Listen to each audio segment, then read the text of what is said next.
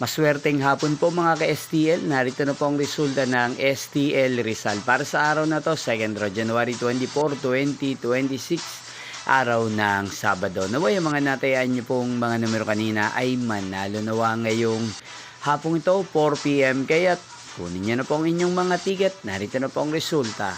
Ang mga numerong nanalo sa STL Rizal ngayong hapong ito, January 24, 2026, 4 PM, second draw result, 35 at 28. In exact order, again, 35 at 28. At ngayong hapong ito sa STL Rizal, atin pong i-shoutout ang lagi pong nanonood sa channel na to, si Ate Adela ng Rizal. Shoutout po sa inyo, Ate Adela.